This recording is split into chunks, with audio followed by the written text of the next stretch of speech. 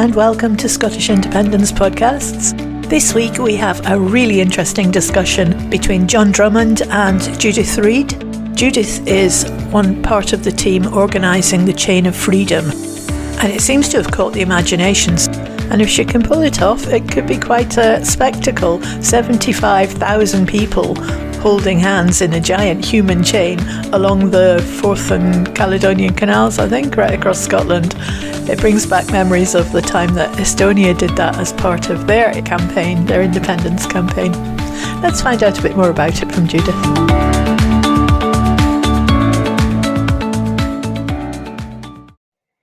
Hello, good evening, and welcome to the TNT Show. I'm John Drummond, and I'm your host for the next 60 minutes. Tonight, we're talking to a special guest. We'll be discussing a chain of freedom across Scotland with Judith Reid.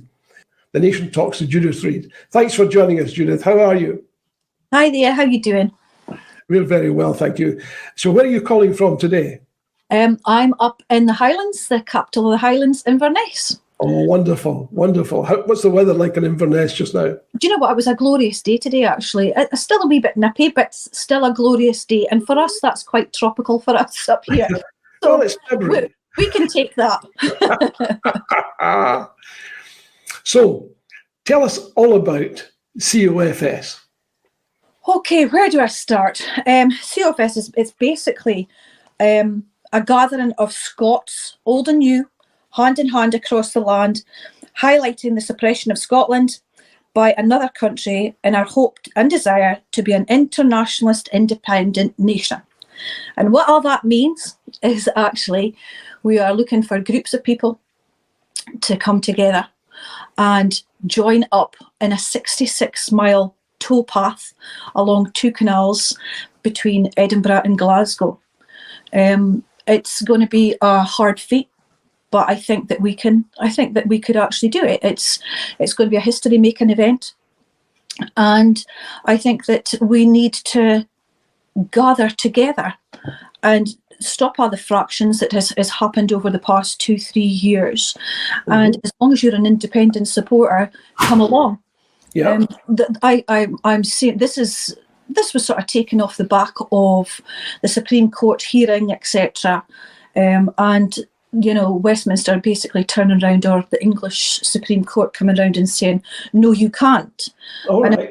If there's anything worse than us Scots being told you can't, it's definitely going. That's enough for us to sort of sit up and take a wee bit of a note, you know. So are you suggesting that Scots are thrawn? Oh, definitely. There's absolutely. I mean, I wear that badge with pride, so I don't see why not. Maybe somebody should start an organisation that's simply called Thrawn. Well, I mean, you didn't need much more description than that, do you?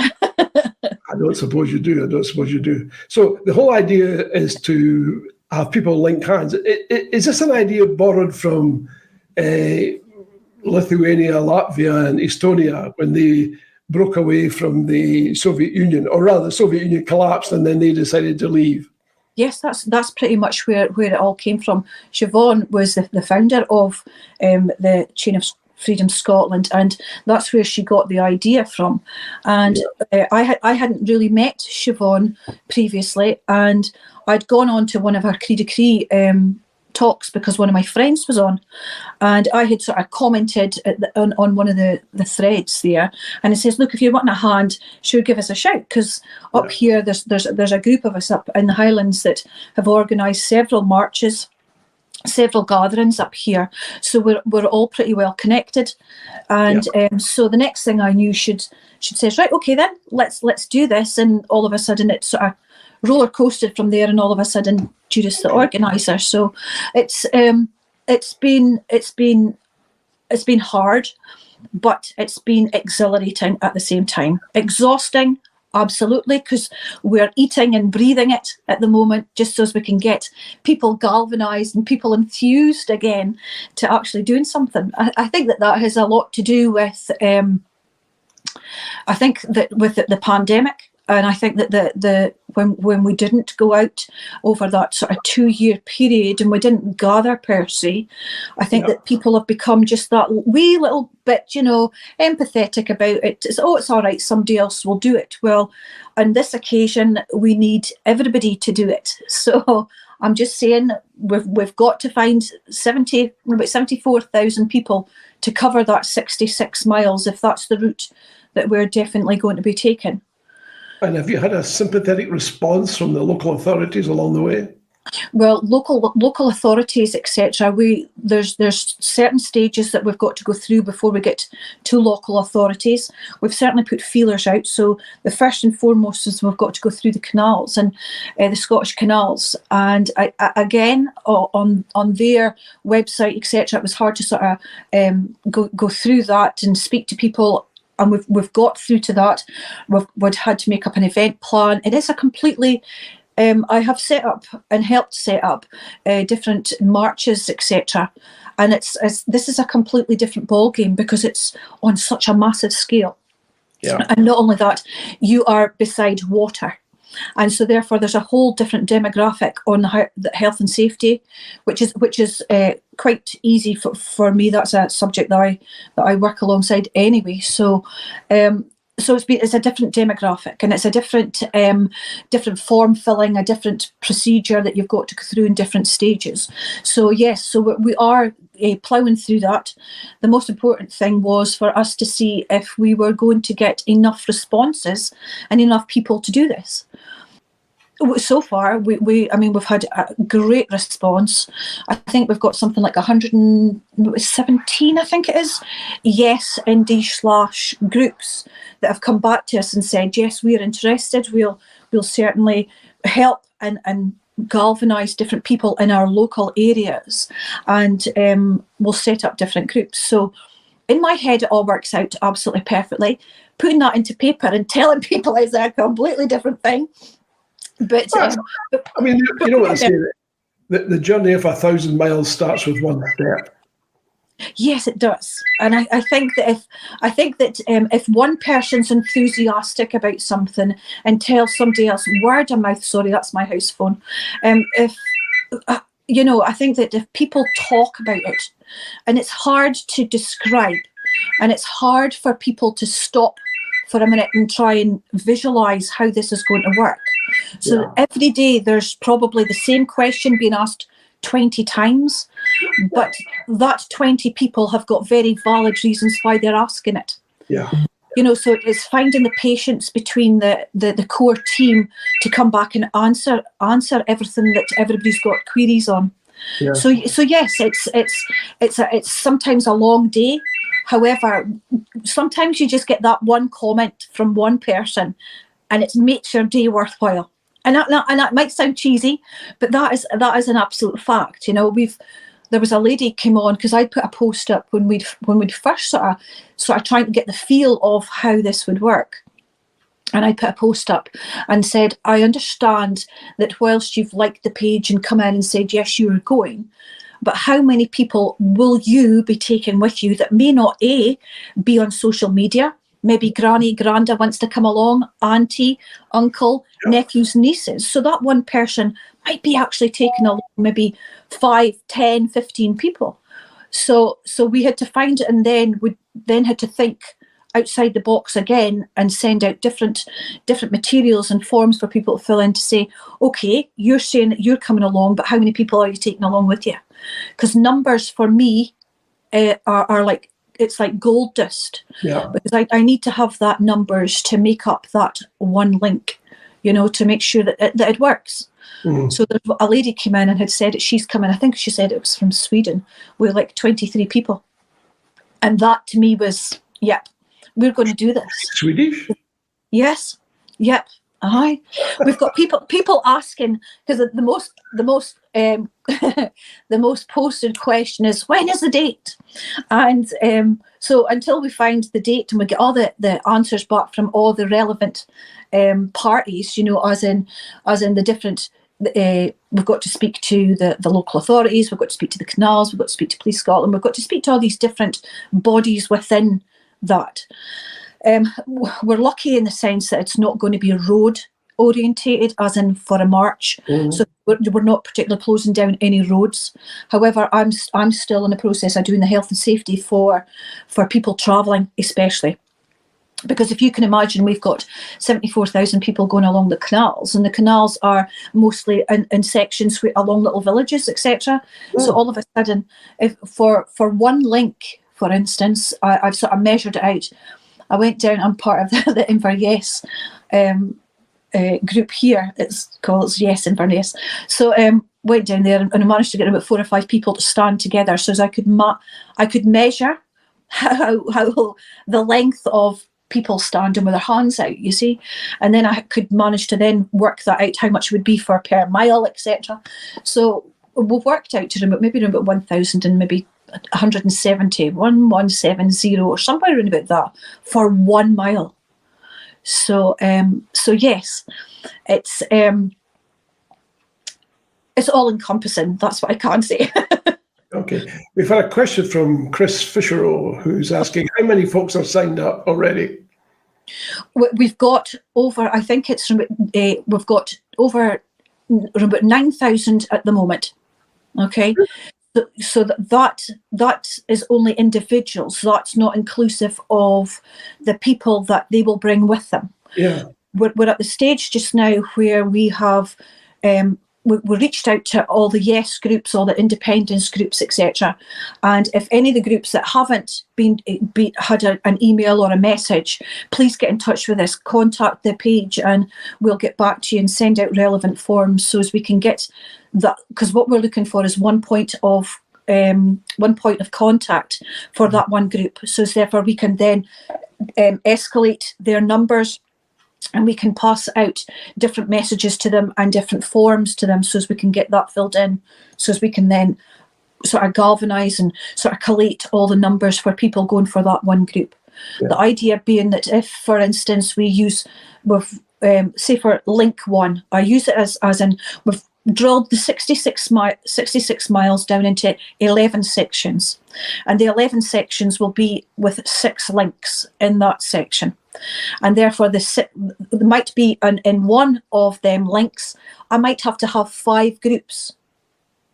So therefore, that 5 groups I will then be able to sort of allocate groups based on numbers into that one link. Now, you said this was along canals. Which canals is it along? Right, so we're going along the Union Canal and the Forth and Clyde Canal. Okay, so in your case, it'll be the Disunion Canal. Yes. I'm hoping that, that nobody will take exception to it being called Union Canal, but it is what it is, you know. So we've got to use it as it is. You can rechristen it. You can call it the Freedom Canal. Now that is a question we could put to that could be a question we could put to our members to see what they think. So you've got obviously we don't want them to act on it. We don't want anybody to act on it. But yes, it could be a question posed. Yeah, we're only spitballing here, but so essentially you've got 17,000 people signed up as individuals. Yes. Yeah. So the likelihood is that how long have you been at this? When did it start? It started about 5 weeks ago. So so you got 17,000 people in 5 weeks? Yes. Mm-hmm. Oh, my word.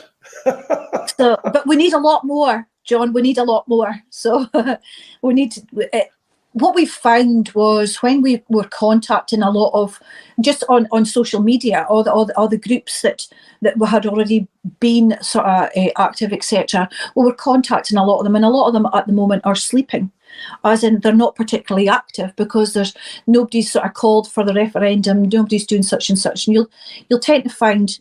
Again, I was a wee bit ignorant in that sense because we are so busy up here. We're in Inverness, so therefore I just assumed that everybody else was the same, and that's not the case. And that's not because of I can't be bothered and I've got no interest in independence anymore. I think that they've not had anything to particularly look forward to, because when you see a march coming up, it's just a case of, that's fine. And you've already got your own wee clique of people that you go with, so this is slightly bigger in the sense that we're trying to get more people involved and pull them back into the yes groups that are there.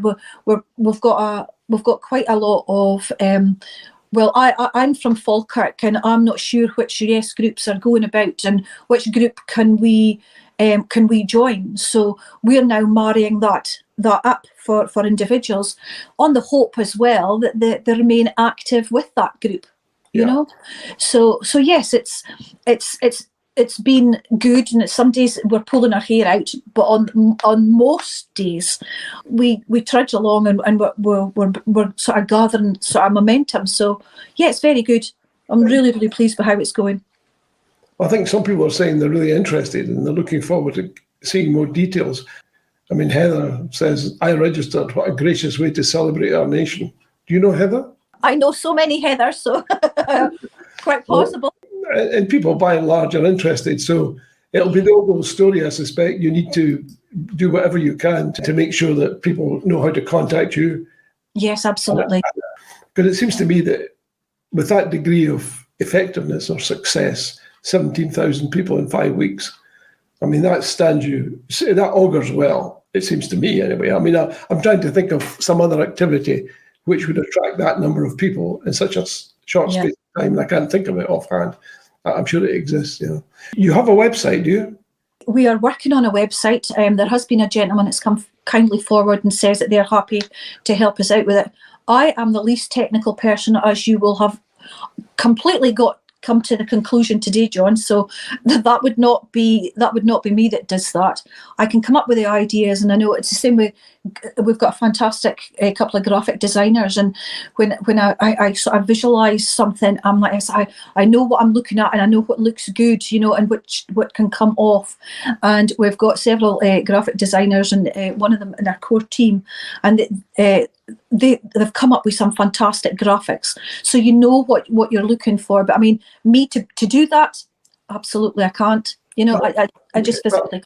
So, but everybody's skill, everybody's got different levels of skills, and everything just all marries together, and that's brilliant. It takes time to get these things up to speed. But yes. But you're on Facebook and you're on Twitter. Yes, on Facebook, on Twitter. I think they were doing TikTok, and they were doing what's the other one? Snapchat as well. Maybe I think they were doing about 4 or 5 different platforms, John. Yeah. Okay. Well, we've had loads and loads of comments, people saying, it's a great idea. If you want to register interest, there's a facility for registering interest. So that's good. It's on so you'll be joining 17,000 other souls who have expressed an interest. Remind us all again, how many people do you need? We need around about 74. I sort of calculated around about 74,000. So you need 74. Let's say 75. Between us girls, we'll say 75. Okay. 75,000. And you've already got getting close to 20,000. Yeah. Well, you're well on the way. Well, if you remember the comment I said there before, but so these people that have already registered, they're coming back and telling us that they'll maybe take along 2, 3, 4, or 5 people with them. We are on point. So, if you had a magic wand, right, and you could just tap your magic wand, when would you like to see this take place? I would like to see it take place as soon as possible. However, we have got 2 dates. We did have 3 dates a couple of weeks ago, but we've whittled it down to 2 dates now. So we have got 2 dates in mind. But again, we can't go back with dates. It would be pertinent to me to put out dates, and any local authority comes back and says, no, you can't do it on that date. So I've got to involve all the local authorities. If you had a magic wand, and you could set the date. If I could set the date. What sort of time frame would you prefer? Oh, time frame. Now you see, you're going to try and get this date out of me, John. Really, that's really what you're trying to do. I wouldn't dream of doing such a thing. I would like to see the date on a date that's very important to Scotland. That's what I can say. Symbolic. Okay. Well, there's Yes. quite a few symbolic dates Yes, there is. in Scottish history. Yes. So you won't be spoiled for choice, I don't think. You will be No, spoiled I for choice. don't think so. I think it's time we need to celebrate as well. This is a celebration as well as a sort of silent, kind, very much so handheld protest. I think that we've got to celebrate what we've got. I mean, I was, again, because I'm from the Highlands, I don't know the local history of the canals, etc. And it's quite fascinating when you actually look into some parts. I went down to Edinburgh. My plan is to actually go and do the 66 miles over the next couple of weeks. In the next 2 months, definitely, and just so as I can then visualize things for myself, because there's nothing worse than me telling somebody to do something. I'm not one of these I'm a doer, so I would prefer to have local knowledge as well as my own visual and experience on that part of the canal. So therefore, I can then put that more into words on the guidance than for people to make sure they've got a safe experience doing this. So my plan is to do that. But any local knowledge from anybody that's on. Brian Cunningham's been in touch to say, look, we've got a Saturday Saltire static event at Bella Houston Park this Saturday, between 1 and 2. All welcome. So that would be an opportunity, you know. Now, tell us who's in these wonderful pictures behind you. All right, so this is my granddaughter, Millie. She's 13, going on 23, as you can imagine.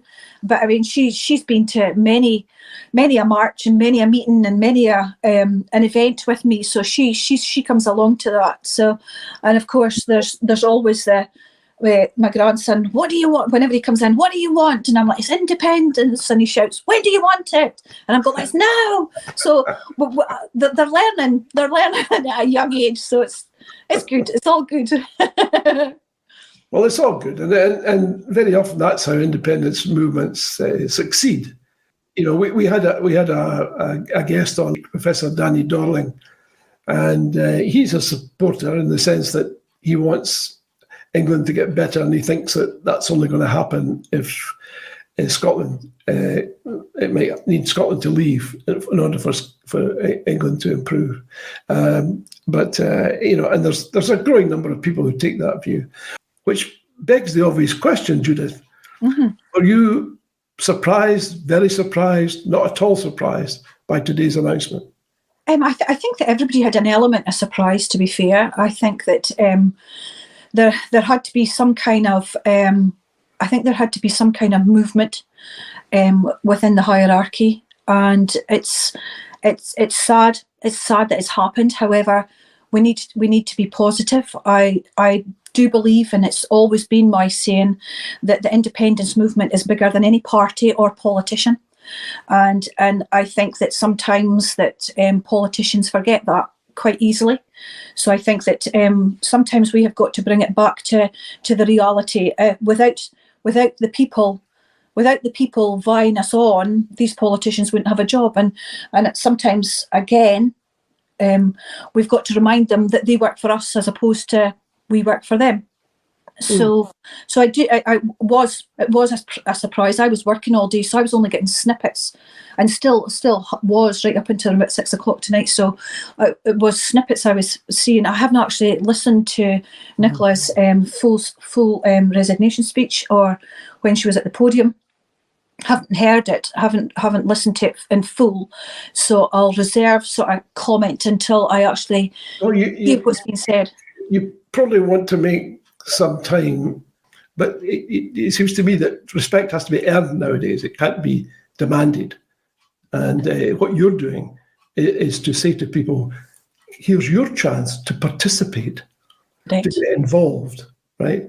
When was the last time the BBC participated or got involved in the national life?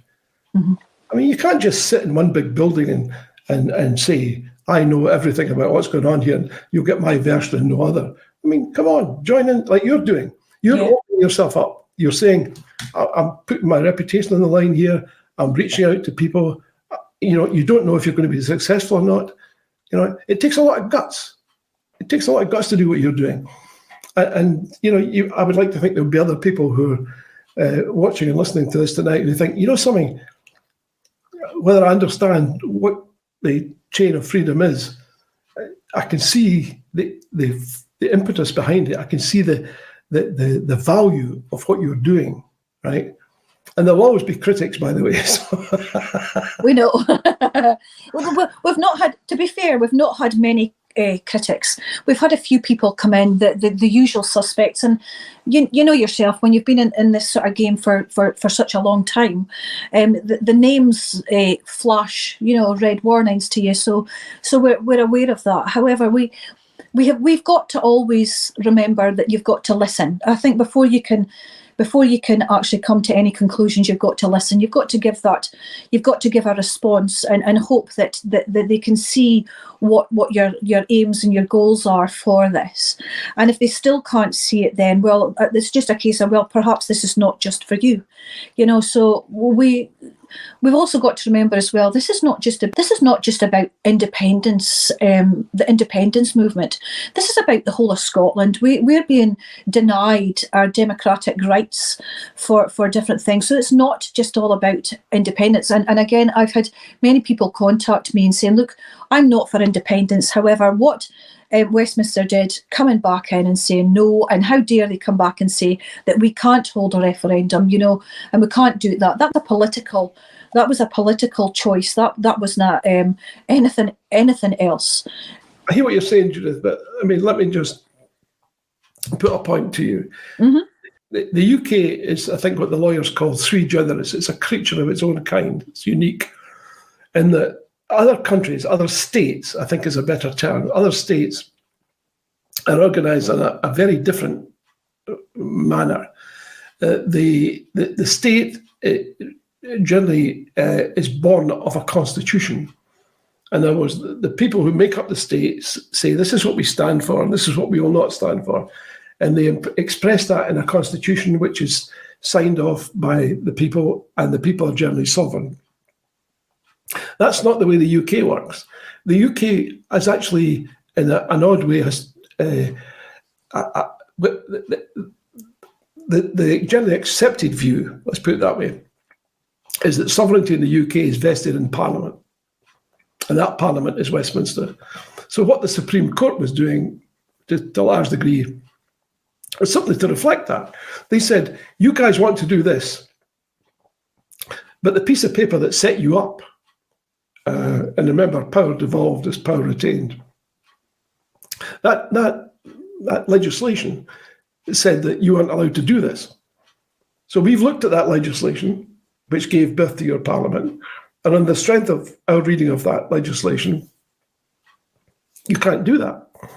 So that's what they were expressing. It wasn't so much there was a bunch of people there who were evilly disposed, perhaps. It was just that they had a narrow brief, and based on that narrow brief, they came to a conclusion. It'd be difficult to see them coming to any other conclusion, by the way, if you believe in parliamentary sovereignty. However, the situation is this, that people in Scotland don't take that view. And there's always been a body of opinion in Scotland that believes that the people are sovereign, and that the people determine, they are effectively the king, the queen, they decide what should be and what should not be. And if you take that view, then anybody trying to remove that authority from you is acting, as far as you're concerned, undemocratically. So it's because we have these two systems in the same country. I mean, you may recall the Smith Commission set off as its number one objective was to make the Scottish Parliament permanent. Do you remember that? Yes, I remember. Number one. That was an impossible objective. Anybody who had the smallest smattering of understanding of how constitutions work would have known that was impossible. You cannot have two sovereign entities in the same state. Mm-hmm. It's a nonsense. But they persisted with it, and eventually dropped it because they said, "Like, I can't do this." And under the present regime, it will be even more difficult to do that, because they're just implacably opposed to change. Which means that people have to think about what you're doing and see the value in it, it seems to me, because you either sit like a bump on a log and say, well, we can't do anything about it, or you do what you're doing. and other activities like that, which says this is a view that the people have, and you can see it in real. There it is, right there in front of you. It just makes a lot of sense if you think about it that way. Stripping the politics away just for a second, and just think about democracy. It makes sense in a democratic sense, because you're saying, if you believe the people are sovereign, here are some of the people exercising their sovereign right. And then you force, it seems to me, a decision about where that sovereignty should rest. I think that there's an awful lot of opinion out there, and I think that if we had political will from those that have been voted in to parliaments, whether it's Westminster or indeed our Holyrood, I think that they could be given slightly more clarity, as opposed to sitting back on their laurels and not actually voice an opinion. There's an awful lot of rhetoric that comes out, and that then causes that many questions down the line for everybody else. I think that once the Supreme Court... I hear what you're saying. What would you want these folks to do that they haven't done? I would have wanted them to have a wee bit more backbone and saying, no, we're not sitting back in that. We're not having you come and dictating to us. And Westminster is autocratic, so therefore I would rather have put. I think that there's a lot of people out there that put their votes, not only just their hope and their drive and all that years of campaigning, into just being sitting back and saying, oh well, that's it, done. And I think that has been a catalyst into how this chain of freedom even came along. Yeah. So we've got to try and put fire back into the bellies, and we need to find that political will. And I think many thought at the time that there was not enough political will for us to actually take that step forward. And we're never going to achieve anything from Westminster when they want to only ever asset strip or take everything from Scotland. They're very good at taking, but they don't give back, and they only ever give back in a sense that they know that they're always going to gain from it. So it's a bit like the Freeports. They'll never go, well, we've done all this, we've got this into two parts of Scotland. Here we go. But however, who actually benefits from it? So the benefits can. The benefits aren't that great. They say that they'll bring more jobs to us, but really what we're needing now is, while Scotland, I keep on saying, while Scotland shivers and starves, Westminster are still handing out contracts to people that haven't even been registered on Companies House for longer than the ink got dry, So please, we've got to find that political will to do something. Yeah, in fairness to folks who are not here to defend themselves, I would just say this. I mean, your point about corruption is absolutely spot on. There's no question about that. This is a corrupt administration at Westminster. Mm-hmm. And I mean, I'm not alone in saying this. I mean, anyone who's access to social media, of course, you won't see any of this on the mainstream media, but that's why we have programs like this, so that we can discuss these things. But if you look at any form of social media, you'll see that. In fact, let me forget that. Let me just read to you what the opinion polls say. I mean, according to one I've got here, is that the Conservative Party is institutionally corrupt, says this poll, and it's owned by the Russian oligarchs and others based in Moscow. So, I mean, it's not as if it's you and I and the independence movement who are saying this. I mean, the reality is that there's a growing number of people who take the same view, and in fact probably take it more trenchantly than you've put it tonight. But the fact of the matter is, people are upset. They're looking for change. They're looking for action. It's sometimes difficult to achieve the sort of action that people would like when you're part of some institution and it's got its own rules and regulations. And you have to be very careful about the way you handle these things. Another thing that's important too, and it's difficult for me to take this on board, but it's only through reading lots of history about independence movements, that you realise that it's quite a long continuum very often. I mean, I know the independence movement feels that everything needs to happen tomorrow, or enough time has been spent talking and discussing and deliberating. But if you take a historical context to it, or aspect to it, then you're actually dealing with quite a short time frame. I mean, the Scottish national movement has come an enormous distance in a fairly short space of time. If you put it against a historical background, I mean, I could mention Lithuania, and Latvia, and Estonia. Look how long it took them, and also, I mean, and even though everyone thinks that America became independent sort of overnight, you're talking decades, because you're dealing with institutional change, and that's very hard to do. Anyone who's been part of an institution knows how difficult it is to make things change. Oh, by the way, who is Siobhan? You mentioned Siobhan. She was the founder of Chain of Freedom Scotland, yes. She actually does Cri de Cri as well on social media as well. So this was her idea, and we're all just sort of running with it at the moment, and to see how it goes. But I mean, I think that I think the idea is fantastic. I think that the time is right for something different. I think that we all need something to look forward to, because let's be honest, we've not had much to look forward to this past, kind of year or so, with different reasons, and how we're being plunged into poverty quite easily, whilst others sit back on their laurels. So yeah, I think that this is a brilliant thing. I will promote it as much as I can, and I can just say, if anybody that have got a group and they need a member of the core team to come along and speak, please get in touch with us. We can come along whenever it's suitable to you, suitable to us. We can work out a time, even for us just to come along and speak to you for 10 minutes. It's quite hard to read through the posts. Everybody's so busy. Everybody's got their own family lives. Everybody's got different things. They come home from work, get the kids ready, pack lunches, school, washing machines on, Hoover going. So it's hard, So sometimes you miss some of the posts that's going on there, and what sort of stage we're at. So we're more than happy to come along and just take a 10 minutes out. It's sometimes better to be able to ask questions and get that answer directly back to you than having to wait for an answer coming back through a post, etc. So yeah, if anybody wants to get in touch with us, please do, and we'll do our utmost to come along to one of your meetings, etc., even just for 10 minutes. That's a terrific offer, because I know, as you say, everybody who does the sort of thing that you're doing has enormous demands on their time, enormous demands, and bless your cotton socks, the fact that you're prepared, despite all of those demands, to make some of your time available to help other people in this way, I think is fantastic.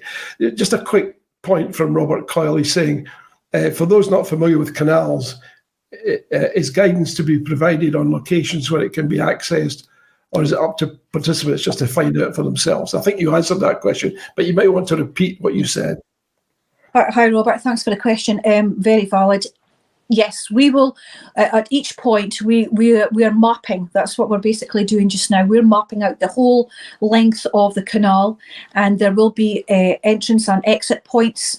Everybody will be getting a guidance in these groups. So this is why it's so important that everybody's placed into groups, simply because the guidance that we will put to the point of contact on that group will give you guidance as to what area and what link you're in. It will give you specific details on entrance and exit points. It will give you specific details on bus routes, etc., like that. So again, local knowledge. If you've got local knowledge and you're on one part of the canal, get in touch with us. Give us an idea of where you know the local. I'm from Inverness, so I have got no idea where that all is, and that's why it's going to be important for me to go down there and see it for myself. But again, local knowledge is key for us. So if you've got local knowledge on any of the parts of the canals, please send it in a wee message or an email. The email address is on the page, and therefore that will then give us guidelines for each section of the canal. It's a huge undertaken. It's a huge task, but we're all still at the stage just now. We're very enthusiastic. You might come back in 2 weeks' time and I'll say, "Oh God, my head is absolutely bursting at the moment." But you know, we are trying, very trying. So yes, we have got all these things. I've got lists. My living room just now has got a paper everywhere. I think my kitchen table, my office through the house, it's the same. So we've got maps all over the walls.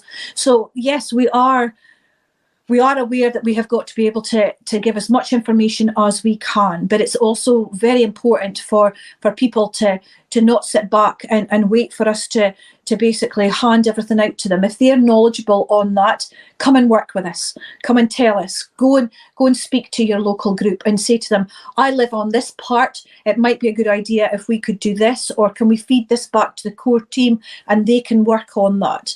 So this is a joint effort from everybody. So and the more information we've got, you know, knowledge is power, and that's absolutely the case for this project as well.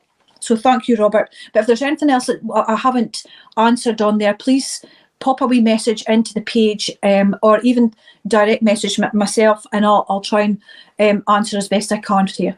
Yeah, Chris Fisher is offering the thought that there might at some stage be a digital map, you know, where people who've been signed up are assigned to a location. Yeah. So they go to their nearest point in the chain. So these are all helpful suggestions, and we're on the case with that as well. Thank you, Chris. What we're doing is we will drill down all the links, and we will tell which group is going into each link.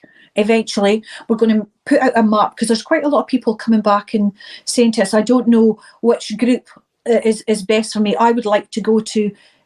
Always, I think the most important one was, I want to go to the Falkirk Wheel. I think there was, I didn't know how many people was an influx of that, and I'm like, you can't all go to the Falkirk Wheel. I've got another 65 links to fill up. No, don't all go to that link. You know, so having 7,000 people at the Falkirk Wheel, first of all, the Falkirk Wheel is not going to be too impressed, and neither am I, because the links are not. So my famous wee saying is, don't be the missing link. Okay, so please understand, this has got to be not in militant fashion, but certainly organised, and we've got to make sure that everybody is safe and healthy, and everybody knows where they're going and how they're going to get there in a safe manner, and how they're going to leave in a safe manner. So it's everything points to it's got to be organised. Okay, it's been a very interesting discussion. We aim to be educational and informative here, as well as entertaining, and I think you've pretty much achieved that, Judith. Personally, I wish you every success in what you're doing, because it seems to me so much of what works nowadays, particularly when we've got social media and people are sort of detached from each other. You know, it's just the nature of life. You know, it's just. You can become separated from everyone else. You know, just leaving aside what you're doing. I mean, the social value, which you haven't really talked about, but it's there, it's real. Absolutely. The value of people who maybe because of COVID or whatever other reason haven't had a chance to sit down with other folks and have a chat and have a blather. You're offering them that chance as well. Absolutely. We up in Inverness, we do a wellbeing walk every last Saturday of the month, and it was along the lines of being connected but not connecting. So, and I think that sums it up in one small phrase. We can be connected through social media, etc., but we're not actually connecting physically.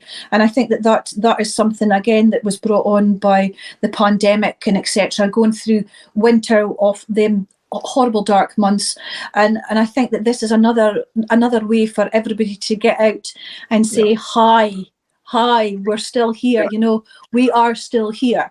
And I think that this has got to be shown across the world, that Scotland is still here. There's still countries that doesn't believe Scotland is a country. They just sort of club us together with England, and that's because of the UK. But I think that we need to be connecting with each other, and I think that this is a great way to do it. It's a great way. It's an additional bonus and benefit to the whole process. But I just want to say a big thank you to Judith. I hope you agree with me that the show's been really great tonight. We learned a lot about the whole process and how the interlinkage between an activity that demonstrates and it's sort of grassroots, it's non-party political. It's just for all the folks out there who feel that independence is probably, or a constitutional change is probably a good idea. Thanks for listening. If you're interested in taking part in the Chain for Freedom, there's a sign-up sheet on their website and their Facebook page. Sounds like something that could be really fun to get involved in. And what we were thinking, if everybody brought a yes stone with them and left it on the ground, then you'd have a permanent reminder of the chain of yes stones right across the central belt. Get painting. Catch you later. Bye now.